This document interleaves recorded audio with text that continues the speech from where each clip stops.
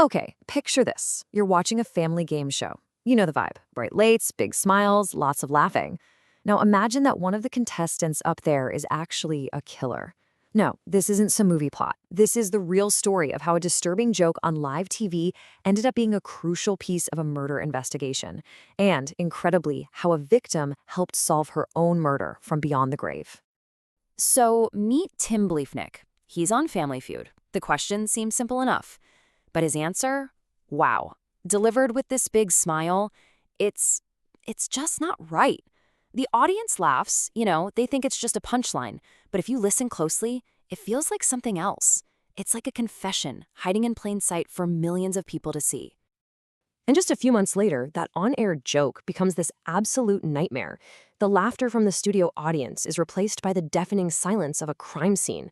Tim's estranged wife, Becky, a 41-year-old mother of three, was found murdered in her home. The game was officially over. So you have this incredibly disturbing clip from a game show, right? But that's not exactly hard evidence. Investigators were looking at a brutal but also meticulously clean crime scene. There were no easy answers, no obvious clues, just a really chilling mystery. And the details of the crime scene, they paint a terrifying picture. It was actually Becky's own father who found her. She had been shot 14 times. The killer got in through a second-story window and then just vanished without a trace. No DNA, no fingerprints, no weapon left behind. This was personal for sure, but it was also meticulously planned. So of course, all eyes immediately turned to Tim, the estranged husband, who was in the middle of a really nasty divorce with Becky. And he played the part of the shocked, grieving father perfectly, publicly denying everything. And without any physical evidence, it was pretty much his word against their suspicions. It was a flawless performance. And this is where things get really complicated, because there were two totally different Tim Bleefnicks. The public saw the charming guy from the game show, the fun TikTok personality. But Becky's family, they saw something way, way darker. A man who showed up to his own wife's funeral and stayed for only 10 minutes. A man who was so threatening that Becky had actually tried to get a restraining order against him. That public mask was starting to slip. This case could have easily gone cold, but the killer, he made one huge mistake. He totally underestimated his victim. Becky knew she was in danger, and because of that, she left a trail of breadcrumbs, a voice from the grave that just refused to be silenced. One of those first clues she left behind was her request for an order of protection.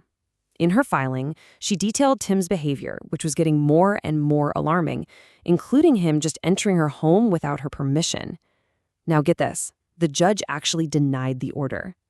But even so, it created an official, legal record of just how scared she was. And right there, in that same hearing, another massive red flag pops up. The judge ordered Tim to return a 9mm handgun that Becky had given him. And his excuse? He'd lost it. A handgun just lost? Conveniently, right before a fatal shooting. Yeah, investigators definitely took note of that one. But this is probably the most chilling piece of evidence Becky left behind. It's a text message she sent to her sister, Sarah. It's just a direct, haunting premonition. She knew she was in danger, and she made sure her family knew exactly who to point the finger at if the worst were to happen. She was, in effect, building the case against her own killer. Okay, so Becky's warnings gave the prosecutors a clear direction to go in, but they still needed hard evidence to back it all up, right? So they turned to modern detective work, following a digital trail that would ultimately lead them straight to Tim's door. And their first big break? It comes from some neighborhood security cameras. On the nights leading up to the murder, and on the night it happened, this mysterious figure was seen on a bicycle, just lurking near Becky's house. I mean, think about it. Quincy, Illinois, February. It's freezing. Who is riding a bike around at 1 in the morning? This figure was their ghost. So how in the world do you connect a blurry guy on a bike to Tim? Well, you follow the data. Investigators uncovered a fake Facebook account under the name John Smith that they traced back to Tim.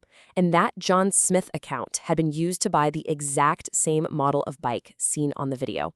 And here's the kicker. Every single time that biker shows up on camera, what happens? Tim's phone, his computer, everything goes completely dark, only to come back on right after the figure disappears. And then they found the digital smoking gun, his Google search history. And guys, this wasn't just suspicious, it was like a step-by-step murder plan. How to make a silencer, how to clean gunshot residue off your hands, local police response times, how to pry open a door with a crowbar. Every search was a mirror of the actual crime.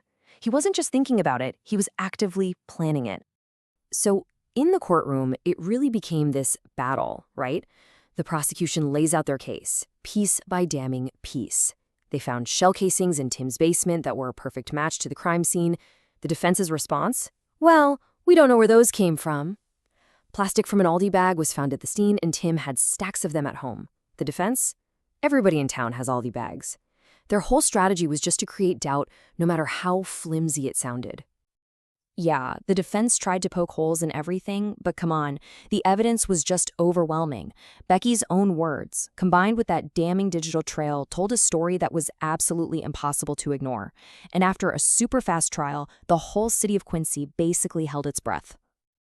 And what's crazy is how fast this all happened. Because Tim was held without bond, Illinois law basically says you gotta go to trial within 90 days. That is an incredibly fast timeline for a murder case. The prosecutors, Josh Jones and Laura Keck, had to build their entire case from the ground up in that short time. The stakes just could not have been higher. Guilty. That's it. The jury saw right through the public persona, through all the attempts to create doubt. Tim Bleefnick was found guilty of murdering his wife, Becky. He was sentenced to life in prison with absolutely no possibility of parole. And after the verdict, Becky's family gave this incredibly powerful statement. It wasn't a celebration at all. It was just this moment of solemn relief. And it recentered the whole tragedy on the 3 boys who had just lost both of their parents, one to a horrifying act of violence and the other to the consequences of that act. And the story doesn't even end there. The impact of this case actually changed the local justice system. The presiding judge, Robert Adrian, who had a pretty controversial past, was voted off the bench a few months later, which is something that rarely happens. And then the lead prosecutor, Josh Jones, was appointed to take his seat. It was a huge shift, a real moment of accountability for the entire justice system there, all prompted by the fight for justice for Becky. You know, this whole story is just such a powerful reminder that even when a voice is silenced, the truth has a way of coming out. Becky Bleefnick documented her fear. She fought to protect her children, and in doing so, she left behind the very clues that would put her killer away forever. It really makes you wonder, doesn't it? How many other silent clues are out there, every day, just waiting for someone to find them?